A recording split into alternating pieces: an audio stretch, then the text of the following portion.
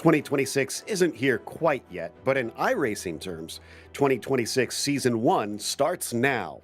We begin all over again as we get ready to watch Round 1 of the Lotus 49 Grand Prix Legends Series, and you'll see it all live here on the Global Sim Racing channel. Hi, I'm Joe Peak, and with me in the booth is Stephen Koenig. Behind the scenes is our director, Daniel Costello, and he's using cameras provided by Dougie Beard. Willow Springs hosts today's season opener. It's a lesser-known circuit, so let's head to our track guide to learn more. Welcome to Willow Springs International Raceway. As the oldest permanent road course in the U.S., it holds a particular place of distinction among American motorsports fans. The circuit is just an hour and a half north of Los Angeles, and because of this, it has been used in various films and TV shows over the years. With only 9 turns over 2.5 miles, or just over 4 kilometers, you'd think it's a pretty simple affair.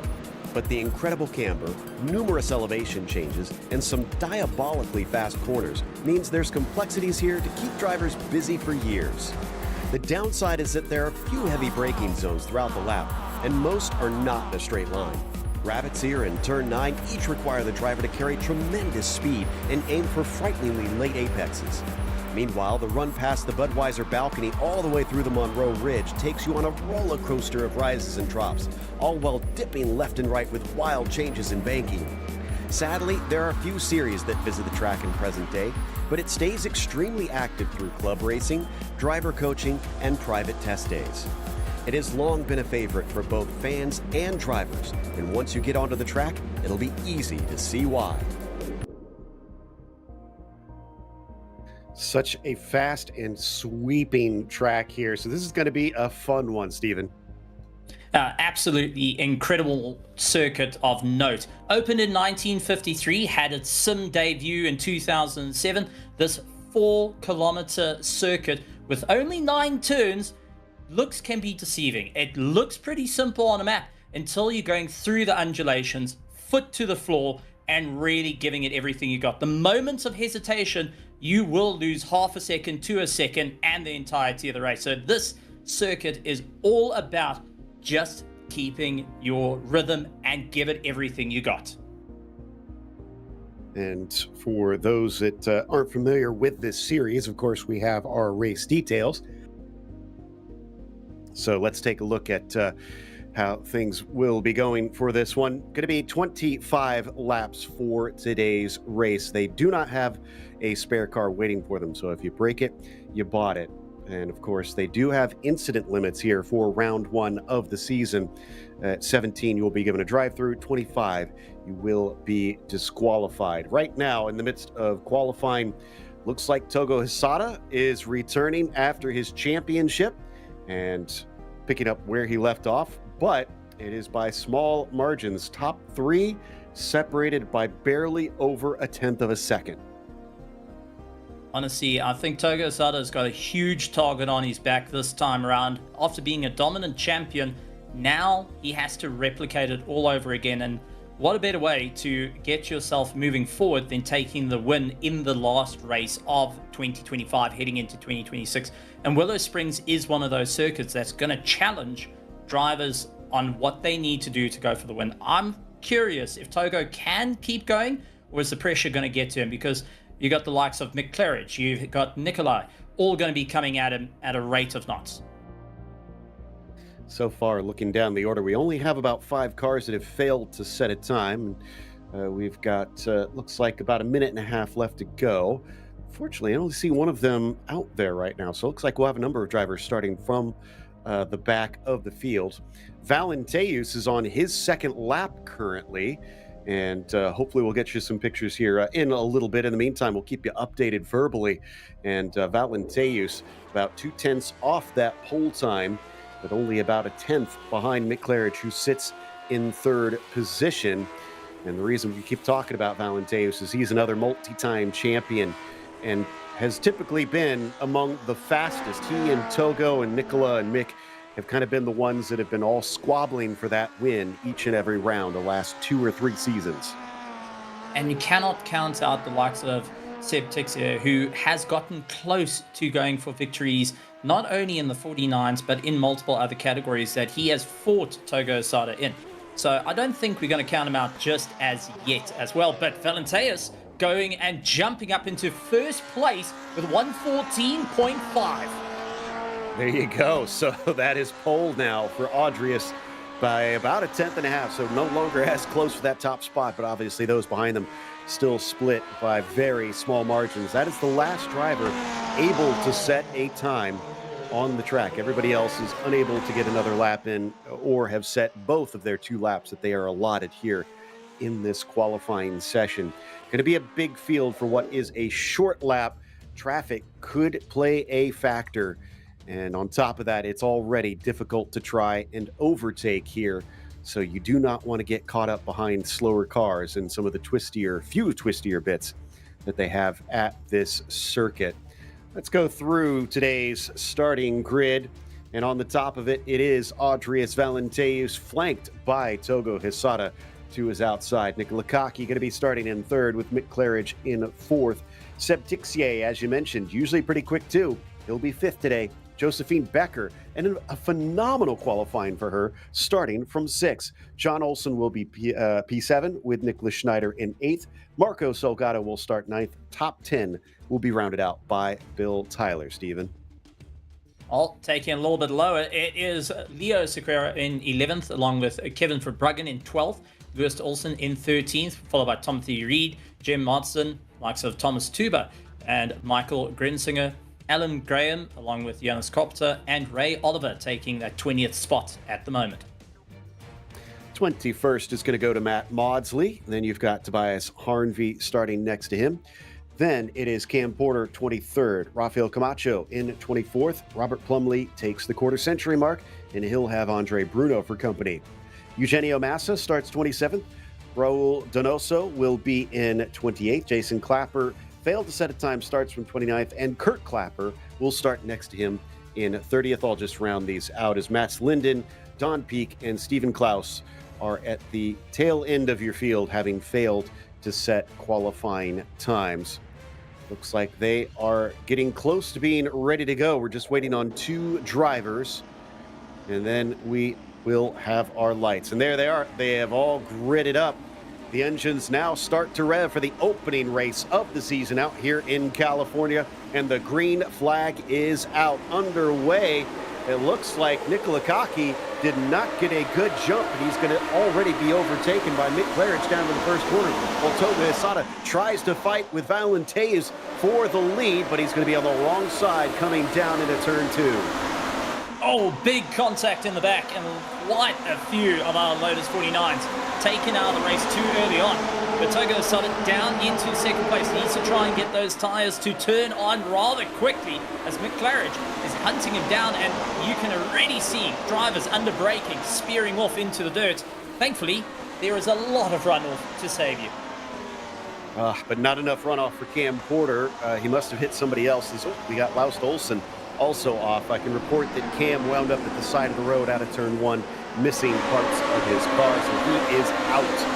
Meanwhile, we're watching Timothy Reed here down in 13th, and it is looking frantic. Everybody knowing, Stephen, that this is going to be the best time to try and get passes done. So you got to get into those slipstreams, get past as quick as possible, but at the same time, you've got 25 laps to play with. So keeping in the mirrors and keeping them looking around may be the best thing for you to move forward. Everyone just trying to figure out where their positioning is, how far are they willing to go, and also this is their first race back on the likes of the Lotus 49s to ensure they stay in for the fight. Josephine Becker on a great charge at the moment, just trying to follow through, and you can hear lifting off the throttle just to try and keep in that slipstream and also just find her groove. Looks like Ray Oliver had to come into pits. I think he has a meatball flag. But our current reigning F2 champion, Josephine Becker, now promoted, I believe, up into F1 and showing why she is F2 champion. She is in the top 10 right now and hassling some of the really big names, frankly. So this has been an impressive climb for her over the last couple seasons and has really shown up on the map now. Could she maybe get a top 5? I think if she keeps up her pace, it's quite possible. But got a little bit of work ahead. Tixier on the pressure, trying to get ahead and move further up into the likes of fourth place. It's going to be an interesting fight as well. As you can see him constantly moving across, trying to figure out where exactly is the kink in the armor to get past Nikolai. Back onto the main straight once again. Does look like Mick Claridge is a little bit close to Togo Hisada up ahead, but unable to do anything at the moment. We expected it to get pretty single file here, but they will be catching the back of the field probably at least by halfway through this race. Ooh, there was a look up the inside by Seb Tixier on Nicola Kaki in the background, and he's not completely through quite yet from what it looks like. Can he manage to complete the pass? And he has, but cars going off track. It is getting frantic back there. I think Josephine has been waiting for this as she goes side by side trying to move forward. Mick Claridge also getting a great drive off the top and now chasing down Togo Hisada, who seems to be battling through section 1. That first left-hander is becoming a little bit of an Achilles heel, and that is allowing the likes of Tixier and Claridge to close up at a rate of knots. Becker looks to be in a hurry because already that group in front is starting to stretch away after that squabble back here. She looks underneath, coming down into the final few corners, but it's hard to pass into there. It's turn 1 that you really got to try for as they just about slide around into the right racing line, coming into the final corner onto that main straight. You can see behind them, we still got some close cars as well. That's John Olsen and Nick Schneider that are still right with them, but no change of position. While up at the front, Valenteves continues to set the pace, now about 1 second ahead of Hisada in P2. Running a very fast but loose setup at the front. However, how long can the tires hold on for? 25 laps around this circuit is an absolute push, and it's rather warm. We've got to take that into consideration, as the tires will land up with a drop-off in the last 5 laps of the race, where these cars get a little bit more twitchy to play with. Yeah, track temperature right now about 82 Fahrenheit. So not super warm compared to what we've seen at times, but warm enough to get those tires up into temperature within a lap or two. They should be in the working range. Nick Schneider here sitting in 8th position, still behind John Olsen in the number 9. And again, look at how fast of a sweep it is into this corner. They're doing nearly 150 miles an hour coming through that turn. Absolutely incredible. And for anyone that wants to give it a try, as Olsen looks to have gone up the gearbox and now just trying to save himself once again. Olsen into the weeds and taking a deep breath, trying to rejoin the circuit. Take a look, Togo Hisada, fastest lap time, now starting to feel the pressure of Claridge, and also now needing to get a little bit of a giddy up to catch up to Valenteves. Kurt Clapper is up about 9 spots already here, and we're on lap 5 for him. So he's definitely making some quick inroads. That is Robert Plumley just in front of him. Robert's up 5 positions himself, so has been steadily climbing up the order, but this is through rabbits here. Much wider through the middle part of the corner for Kurt Clapper as he may be trying to square it off a little bit. He seems to think he's got something, but by the time they get to turn 3, no dice. Gotta be so careful on braking with these cars, especially most of the drivers are using clutch, brake, and accelerator pedals, so they are heel and toe the whole way through. The last thing you want to do is lock up the diff or lock up the brakes. It's going to spear you off into the dust. So these drivers are really pushing the limits of what they can do in the cars to ensure that they get these quick lap times. For Robert Plumley right now, it's stop watching the mirrors, start focusing on those entrances and exits, as Nikolai also trying to do exactly that. I think he's got a good shot here. He gets to the inside of Seb Tixier, and now Josephine Becker's trying to fight her way through as well, unable to pick the pocket as Seb is wise to that move. Now that they have backed themselves up, here comes Olsen and Schneider as well. We might have a 5-car fight for 4th place. Can Nicola hold off these fast cars? Little wheels into the dirt by Seb Tixier. Josephine Becker still unable to try and get by, but she is absolutely hassling that number 8. And take a look how close they are at speed. It is incredible to go and race wheel to wheel like this on a circuit that is absolutely brutal if you take your foot off the gas. You've got to really trust one another to keep it all together, especially when you're running so close to each other's gearboxes at the moment. But for Becker, this is a great run to be in the F1 category and to be fighting with some of the best in the world out in the 49s. I mean, Tixier, Claridge, Hisada, Valenteus, all multi-time champions. The only odd man out in this group is Becker and Cocky. And Cocky's been winning races. Josephine has not won a race overall quite yet. But Nicola does not have any championships. And obviously, Josephine only has the F2 champion. That said, she does have some company. Togo Hisada is also a former F2 champion. And Togo Hisada trying to close up the distance between himself and first place. Nicholas Snyder still giving it everything he can, hunting down for any opportunity to, one, get past and go on the defense. This is one of the hardest things to do, especially as you head through like the section 2 of the circuit, where you've got to be so focused on your corner entries and exits. The last thing you want is someone to come underneath you and force you out wide. Otherwise, you need to take your foot off the gas, or you're going to do some rallycross driving. Well, like we're seeing one driver in the background do here. This is Carpentier back in 23rd, and Andre Bruno also back in 22nd. Back up to Nick Schneider in the number 11 here, just behind John Olsen. He's been working on John for some laps now. We're already coming up to lap 8 of this race, so maybe about a third of the way through at this stage, and still plenty left to go. But with how difficult we've seen it is to try and make passes, you either maybe need a little bit of luck, some mistakes from your rivals, or just have to be super aggressive somewhere. And with these cars, to be super aggressive means that you really have to come off the brakes just a little bit earlier to ensure that you can just put your nose in ahead. However, you do need a lot of room to play with to swing these cars around, to really get the drive out of them. The last thing you want to do is compromise your drive, going on the attack and getting swallowed up by the rest of the field, as we have seen. One simple mistake means that you're losing not just one, but 2 positions easily. Ahead of all of this, Valenteus has managed to pull out to nearly 2 seconds now, so not looking good for the others if they're hoping to catch him. This seems a little bit too far ahead, although not impossible. Like we said, the lap traffic could maybe eventually bring him back in. Back to Josephine Becker in the meantime. That is still Tixier just in front in the number 8. This final turn, you can see how much it tightens up on the exit. A little bit of a slide there from Seb off the turn. One thing that these cars are rather forgiving for it. So for Tixier, it's a little bit of a snap, but it's just enough to keep him going. It's a little bit more angle, he would be in a bit of a problem situation. But I've got a funny feeling that, much like Nicholas Snyder's doing, Josephine Becker also just sitting in the mirrors, following left to right, just making him look around and wait for a mistake. Kevin Verbruggen also on a great climb, up into 10th, up 2 places, and chasing down Leo at the moment, just ahead of it.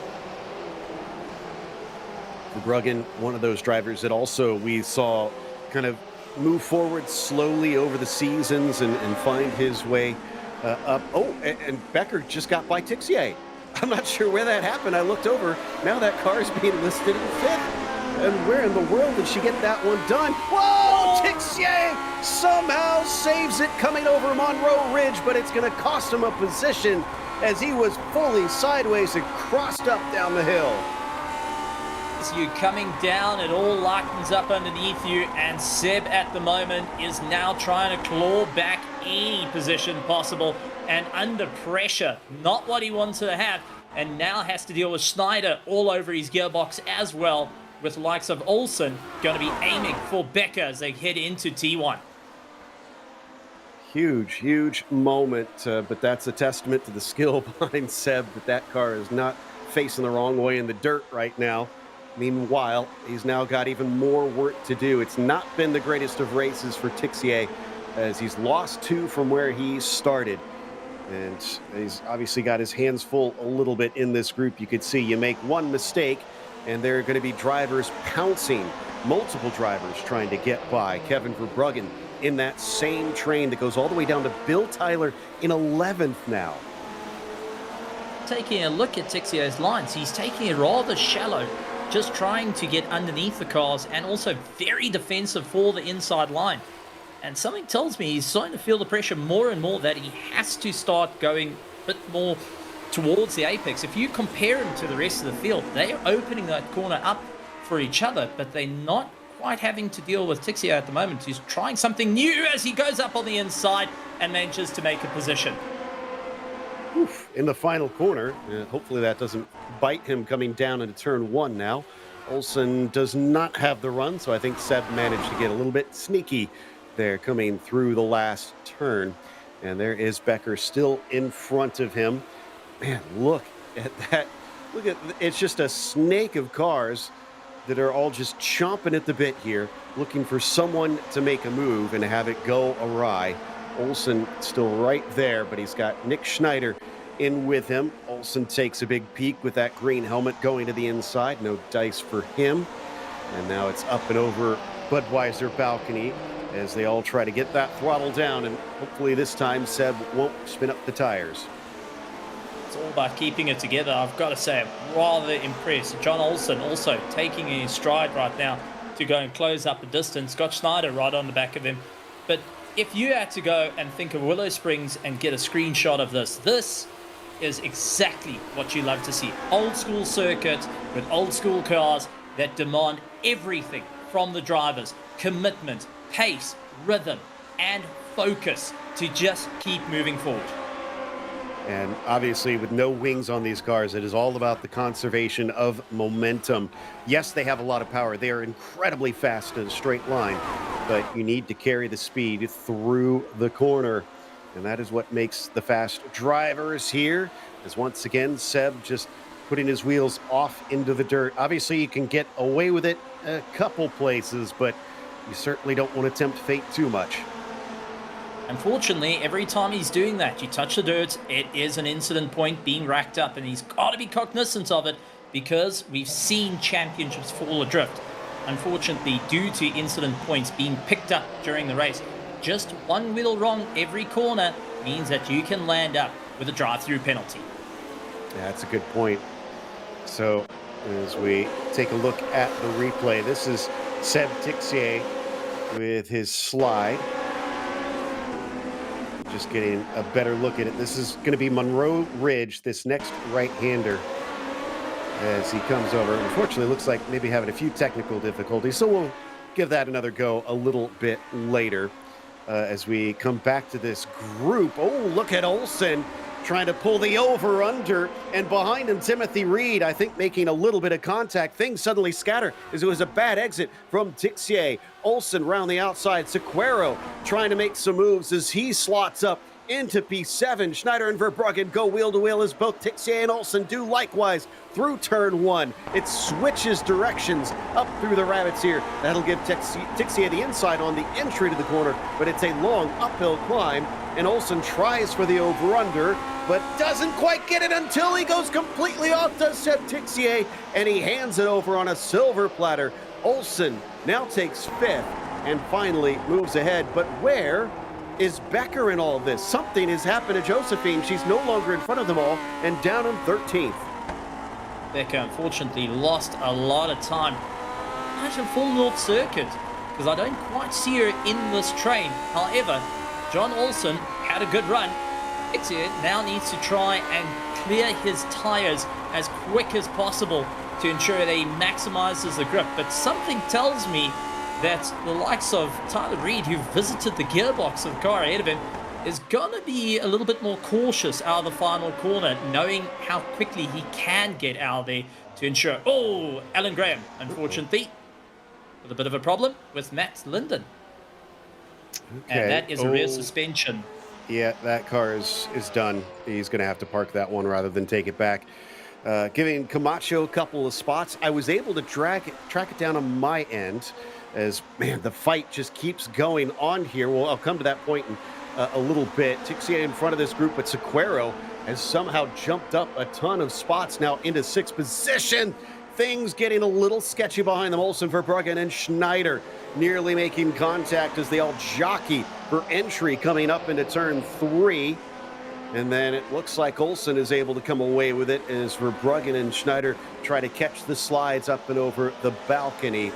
I was going to say, I found out what happened to Becker.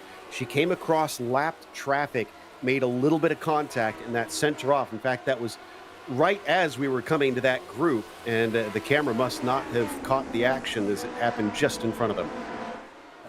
No, that is an absolute punch in the gut. She's been doing so well, but not out of the fight as yet. There's still a bit of time to claw back a few positions here. But honestly, I've got to take my hats off to every single one of these drivers. Side by side around Willow Springs with a Lotus 49 takes extreme amount of talent, especially racing on the knife edge like these drivers are currently right now.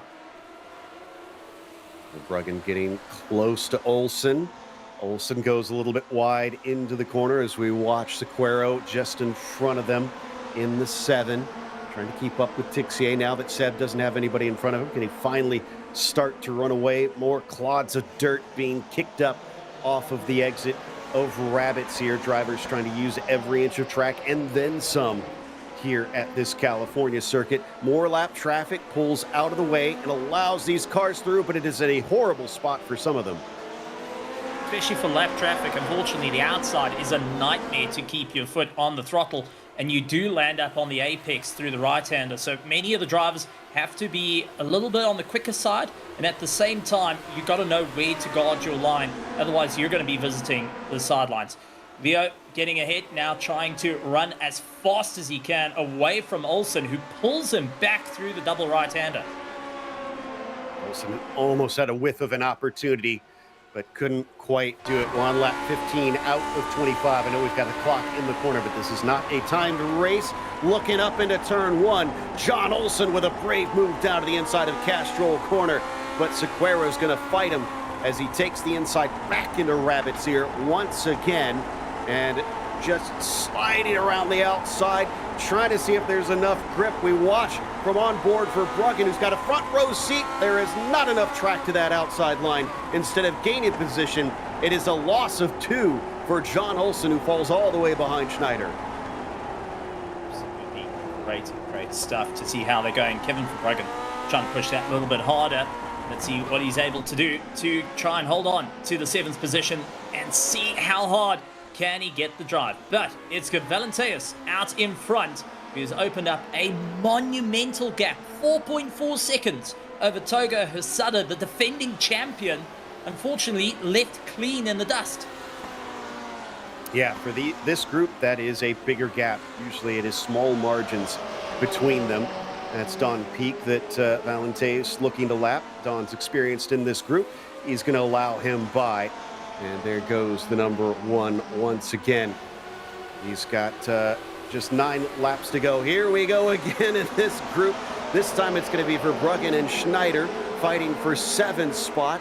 And Schneider will take the inside down into turn 2. Oh my goodness! Olsen nearly losing control of the car on the entry to Rabbits here. Snatches it right back up and keeps it from spinning around. Everybody is overworking these tires a little bit. It's absolutely some of the best racing you can have. This, by far, is some of the best racing I have seen during the course of the year. And these drivers are leaving nothing left on the table. They are fighting tooth and nail to try and claw as many positions to get the points and ensure they're starting 2026 on the right foot. But I don't think there's anyone in their seats right now that isn't sweating and making it look like it's rain under the visors. I would absolutely love to see iRacing use this as a pro-level series where there's no aero. It is all down to the drivers. There's no aero wash to worry about. They can race close and hard, and you can see the results that you get out of it. It is just stunning. Jason Clapper, how many positions has he gone up? 14 so far in this race. Going to make that 15 maybe here, as Jem Matson was maybe a bit too wide coming off the final turn. Gonna have to go the long way around. Will Jason Clapper? He's got the banking on the first corner to help him out. And indeed, he is gonna do it the hard way. Definitely had to work a little bit harder there. Jason needing to really keep his foot on the throttle as they charge up the hill. It is fourth gear at 7,000 RPM with these cars, and you really have to be committed to keep going. The moment you come off the throttle, you're immediately going to have a snap oversteer coming out underneath you. You have to keep that positive pressure on the diff at all times, as Togo Sutter doing everything he can to try and claw his way back to Valenteus. But Claridge is also 1.7 seconds behind, with a possibility of catching up to Togo Sutter. With Claridge there, you can see in the yellow and black as well, looking to at least grab another podium. Check the stats and see how many podiums he's had. It's well into the hundreds at this stage, as they've been running this series for more than a decade at this point here on iRacing, and many of these drivers have been around since day one. But Nikola Kaki, unfortunately not going to be in those top three as it looks right now. Oh, and big problems for Sequeiro. Cars scattering to get around him. This is through Rabbit's Ear. One of the wheels showing loose. He has his race over after what was a phenomenal run. Hooking wheels and game over. As soon as that rear suspension is done, there's zero drive, you're out of it. At least with the front, if you've got a slight bend, you can try and limp it around to see the finish line. However, Leo, after all his fighting, has to take a walk and go grab an ice cream after that one. Oh, what a gutting blow for Leo, I won't lie. Yeah, I think that was unfortunate. I went back and checked, and I think Nick Schneider got into him a little bit. That started the spin, and Olsen just could not avoid, and that's what caused the damage that wrapped up the race for him. Down to 6 laps to go. Somebody way off there in front of this group. Is that a lapped car? Or is that Seb Tixier just overstretching the bounds? I think that was Seb. That's Seb. Again, racking up a lot of incident points here. Like you said, 17, and you're going to be sent through the pit lane, so he's got to watch out.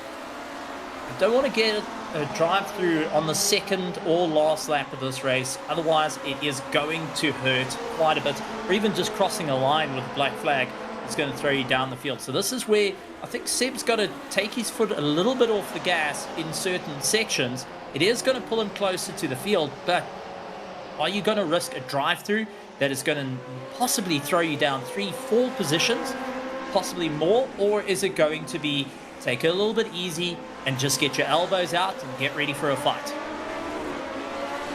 That's a good point. And if you ever wanted to have to play defense, I feel like this is a good track to try and do so, because there's just not a lot of heavy braking zones, even in this car that can't quite take the corners at the high speeds that it reaches on the straights. On board Kevin Verbruggen, and you can see how busy the driver is with the wheel, just constantly countering with little tiny movements to try and straighten it out. These tires are closer to road-going tires than what we have in the other formulas where they use semi-slicks. So it's all about driving as hard as you can. For anyone that has any idea of driving a Formula V, well, go and put 400 horsepower, 500 horsepower in a Formula V with road tires.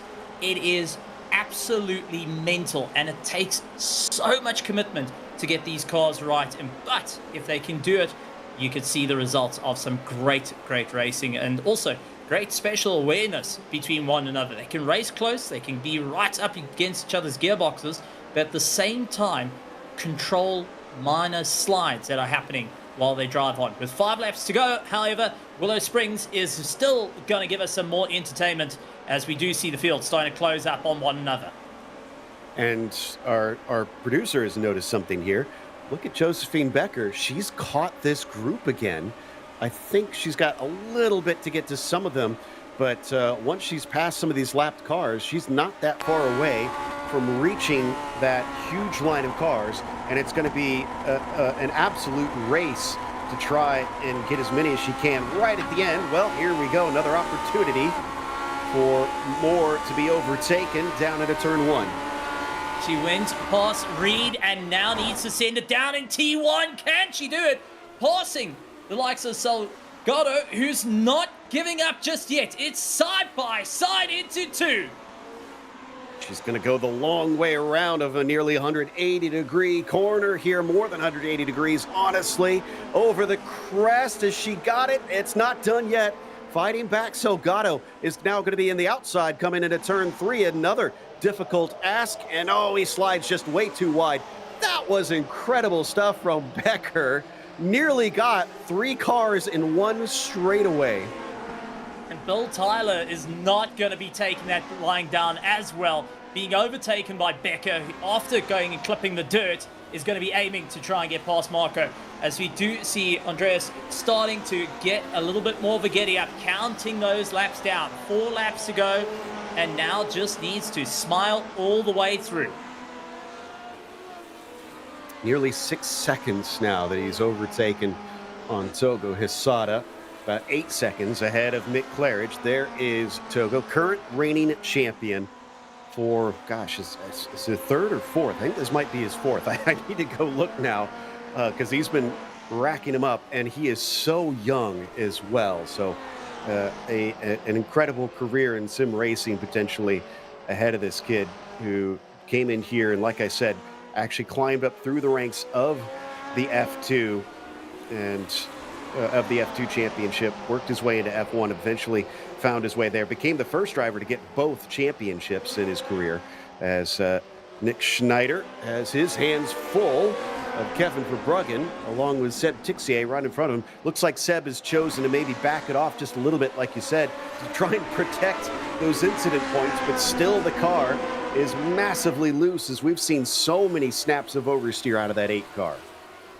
I think as the tank starts to get lighter and lighter, it's becoming more and more lively for him. But clever thinking, just to back it off a little bit, try and go on the defense. However, Nicholas Schneider has got Verbruggen keeping him company, so he can't really go on too hard of an attack at the moment. He needs to also think about the defense, and Seb guarding that inside line like no tomorrow. He wants the inside for T1, down the gears, and really managing to eke it out just ahead of the pack. He went pretty wide coming down through turn 1, though.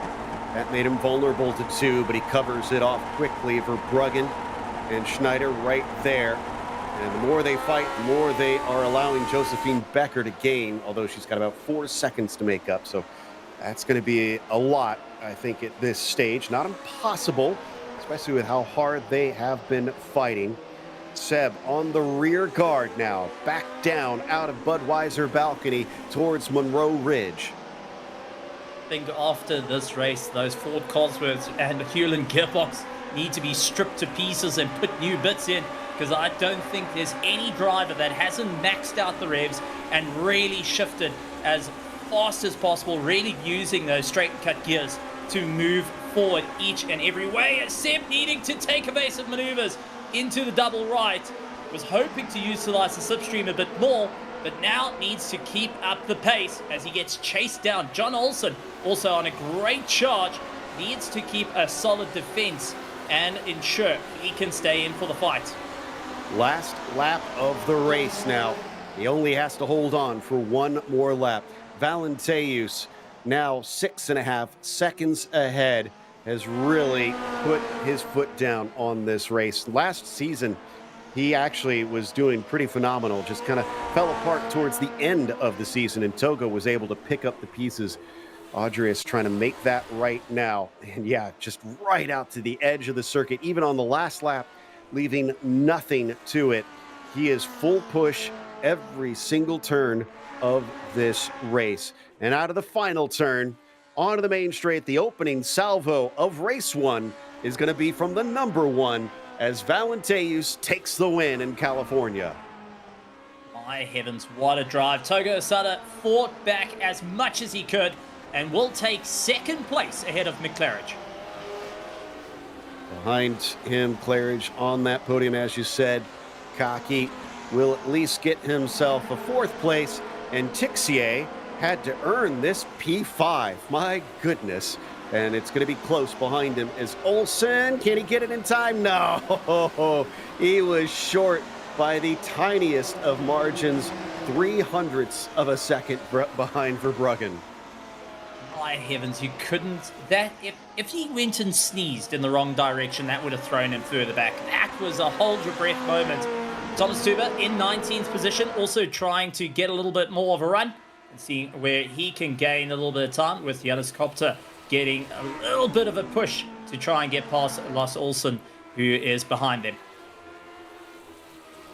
Tuba down 3 from where he started in this race. And as he comes across the line, at least he will get himself a nice top 20. Lars Olsen, he's not used to being this far back there in 20th. He will have hoped for a little bit better, I imagine. Only 21 of them will finish on the lead lap. We said there was going to be quite a bit of lapping around here, and that proved to be the case. But it was Valenteus who lapped the quickest and takes home the win. And Togo Hisada will come home second this time. Mick Claridge was P3 with Nicola Kaki in 4th. Seb Tixier, P5. Nick Schneider, having to fight him the entire way, was 6th. Verbruggen behind him at 7th, just barely holding off John Olsen in 8th. Josephine Becker, not happy with the lap traffic, it looks like, in the chat. And it's understandable. What could have been a top 5 winds up 9th today. And Bill Tyler rounds out your top 10. Taking a look down from 11th, Timothy Reed gets chased down by Salgado. Jason Clapper in 13th, Jim Morrison in 14th, along with Kurt Clapper, Michael Gringsinger, Robert Plumley, Matthew Woodley, Thomas Tuber, and Lars Olsen finishing up in the top 20. From there, Carpentier is the last one to finish on the lead lap, and it is Massa, the first one lap down in 22nd. Bruno in the 29 finishes 23rd. Camacho was 24th, and Don Peak in 25th. Donoso P26.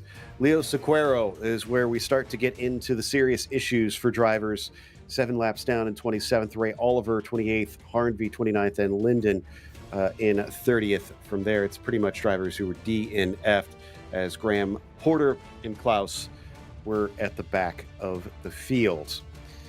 Well, we got our excitement's worth on that one. We'll give it a second to see if we get any drivers in to chat with, because certainly I want to hear some of the stories, especially in that group from, what was it, about 5th on down to 11th, pretty much the entire race. Top 3 really didn't show us as much action up at the front, surprisingly. Having a little bit of free air, they were able just to drive easily. But when you're caught in a pack, it was game over. I've got to say, I'm ready for another heat. We've done the first heat. Let's do the second heat. Let's replay that one again. Because man, oh man, was that brilliant. Looks like we do have Togo Hisada here with us, our second place finisher. So let's chat with him. Togo, current reigning champion, unable to best Audrius today. What do you think made the difference? Yeah, just just skill issue. Yeah, and to be honest, let me excuse the yeah, its car balance is unexpected, but the car balance is a little bit too understeer. The first half of the race, especially the final corner, I'm really struggled to power down on the exit. And yeah, last 10 laps also, the fuel tank is become lighter, and the car balance is back to light again, but it's too late to catch up Audrius. We were talking before the broadcast, and Stephen was so complimentary of the way you are able to drive this car so loose, and was amazed at your setup that you run. How do you manage to make it so fast while the car is so difficult to control? Maybe I think I love more understeering cars, so I think it's my perspective, but I think I made setup a little bit understeer. It's my way always, but it looked oversteer on the other people's side. But yeah, especially I like a little bit understeering in the under braking, because that provides more confidence with late braking on the race. So especially the race setup, a little bit understeer on the especially the entry of the corner. But this time today is really it's way too understeer in the exit of the turn. So yeah, it's a different program, and I really don't like it. Well, that explains why you can brake so late with that slightly understeer into the corner then. Again, congratulations on a podium today. Impressive drive, and hopefully we'll see you next week.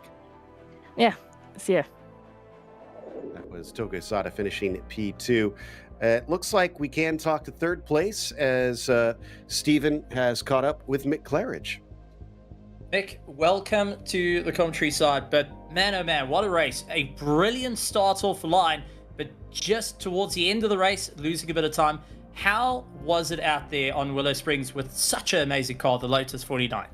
Yeah, it was good. It was enjoyable. I like those sort of races. Everyone sort of thinks, they're boring, nothing's happening, no overtaking or nothing, but it's sort of like a lap time battle, and yeah, so I knew I'd get at least one guy off the start, whoever was in front of me, because everyone was using really long gears this week, and I just went the other way. I had a really short first gear, so it wasn't skill with my feet, it was just a gearing thing that got me off the line there. Yeah, so got round Nick, and then just trying to keep up with Togo. Got a bit unlucky with back markers really, and if I think back, I think my car was set up a bit too understeery. I was having real trouble getting the power down. I was like literally nailing the power, from 0 to 100% out of some of the corners, and the back wasn't going. So yeah, so it's a bit of a setup mess up, but that's all right. I'll take it. How was it clearing the back markers? Because this circuit has very few passing zones, and if they weren't playing nice and moving out the way, you had to work going around the outside of it. What was the game plan to try and tell the drivers, hey, listen, I'm going to be coming through shortly? Yeah, it was really tough today. Normally, I think I get a bit luckier. Normally, it was just tough getting around the guys today, and it wasn't anyone's fault. I'm not blaming anyone. It's just the way it happens. Sometimes you catch a car right, sometimes you catch it bad. And every time I caught one, it was just a little bit worse than Togo. So that was really annoying. And I only got one chance where a back marker, I think he'd like spun, into the slow left-hand corner going up the hill there, spun right in front of Togo. And bless him, Togo just kept his foot in and he didn't even worry about it, and I thought, oh, come on, man, you can, at least slow down for him, like while he's spinning in front of you. But that was the only chance I got with the back markers. But yeah, that still didn't work. Well, you got to go and find it out all the way through. I know Joe has been itching to ask a question, especially after a spectacular race like this. Joe? Oh, cheers, Stephen. Nice one. Well, you told me that there's a ride coming up here, Mick. You want to tell us a little bit about that? Yeah. You and me go way back with all this stuff, don't we, Joe? So I don't know if guys have a lot of guys have seen the videos, and a lot of guys haven't. So back in 2021, I attempted to ride around the world, cycle around the world on a bike, and meet all the iRacers I could, and take an iRacing t-shirt and get them to sign it. So it's literally taken me, since that failure of getting my bike stolen in Kazakhstan, it's literally taken me that from then till now to get everything set back ready to go again. And I'm heading off in March. But this time I'm going to be doing it a bit different. I'm still going to meet all the iRacers. I'm still going to meet anyone who wants to meet up and get this t-shirt signed. That's the main goal. But I'm doing it for a charity as well. It's going to be called, the charity is called the Alzheimer's Society. My mum passed away with dementia and mental illness. So yeah, something that's close to my heart. So I just wanted to give something back to those guys. If you want to get involved, anyone listening, get yourself on the Lotus 49 Discord. If you're already on it, get on there. I'll put my Discord link on that Discord. That's the only way I can think of doing it. And yeah, get everyone on there. And you don't have to donate. Oh, Mick Claridge, this is just oh my God. Hold on. You've put me on the spot. Hold on. It's Mick Cycles Around It. That's the name. All right, that's it. I've got it. Right, so yeah, so get yourself on the Discord, and you don't have to donate to the Alzheimer's Society. The best thing to do is just get on the videos and subscribe and like them and all the rest of it that you do on YouTube. Just building the channel up will give stuff, will give, you know, funds to the Alzheimer's Society through that, because I'll do it myself. If I ever earn anything out of these YouTube videos, that will be going to the Alzheimer's Society. So yeah, cheers guys. I thank you. Thanks a lot for letting me plug that. Cheers. Absolutely awesome. Mick Claridge taking third place here on the Lotus 49. Joe, it has been an incredible race day in the Lotus 49s, but this is not game over, as we've got plenty more racing to come. This is only round 1 out of 12. So yeah, before Mick takes off, he should have a whole season ahead of him. And hopefully we will see him try and go for one last title before he takes off. Next round, though, is going to be Down Under instead. We go to Sandown Saturday, December 27th for the last race of the season, I believe, in 2025 proper. And then it is off to actual 2026. And that'll be at 8:30 a.m. Eastern next Saturday. Up next, though, the IMSA Vintage Series has a doozy. It is the Nürburgring, and it's the long version of the Nürburgring, the combined version. That'll be at noon. Be sure to check out all of our other broadcasts that we have listed here on the screen. But until next time, race clean, race hard, and we'll see you on the track.